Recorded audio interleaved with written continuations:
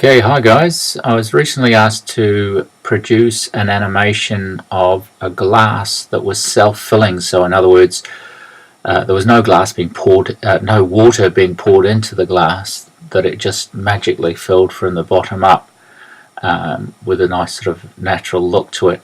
So this is what I finally worked out to make it come up, all nicely rendered thanks to Cycles. So you can see I've got it, the colour slowly coming into the bottom and then rising up and then evening out at the top. Okay, so let's get into it in Blender. First, front view. So then I add a cylinder, like so. Hit the 5 key to go and get into the right view. Just S and then Z to on the Z axis to stretch it up, and then of course we want to chop the top off, so we hit the tab key to get into edit mode, click down here to get face select the top, X key, faces, select all, then we go up to our modifiers, and then we want to solidify to give the glass a wee bit of thickness, something like that. And then we've got to tab back into object mode to apply the modifier.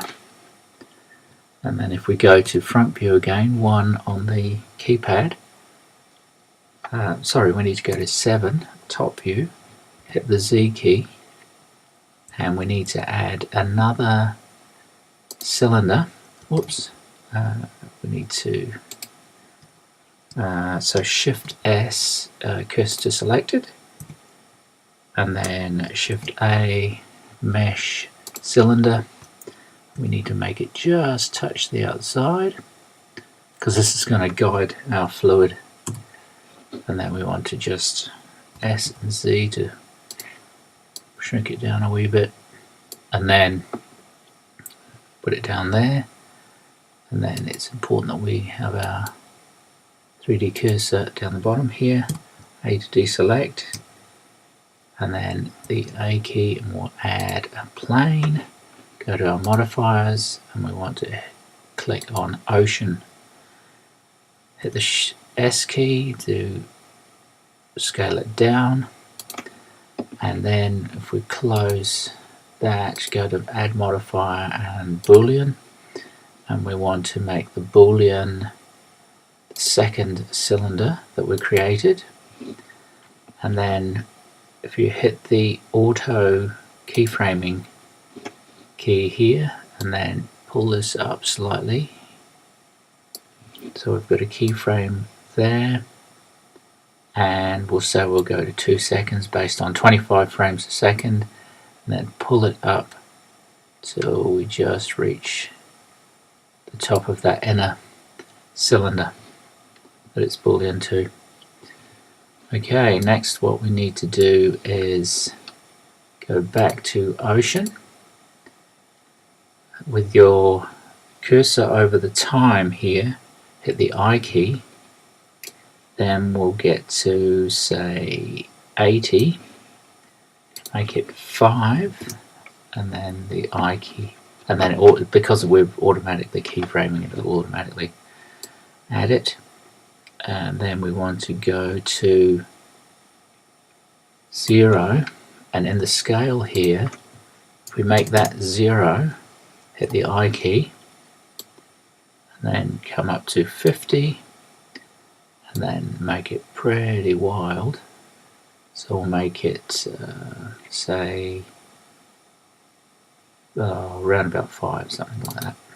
Okay, and then if I go up to 80, bring it back down again just so it settles down, and that's automatically keyframed. So then if you run it, what we've got is this fluid magically appearing, thrusting up, and then with with the movement, it'll level out afterwards. Then it's just a matter of going into cycles render and adding all your glass and everything else. I use the index of refraction. I use 1.07 for the glass itself. For the fluid, I used glass as well, and the index IOR index of refraction was 1.4, and I changed that color to an orangey color. So if we open the pre, and then it's important the inner cylinder that we go up to here to our outliner, and we click off view and we click off render as well, because we don't want to render it. The lamp I've got here, I've turned it into a sun, made it 1, and make sure it's obviously pointing at the glass. And then if I go up to rendered, you can see the effect that we're getting here. Go up to the world settings, and you want to set the background to a lighter color.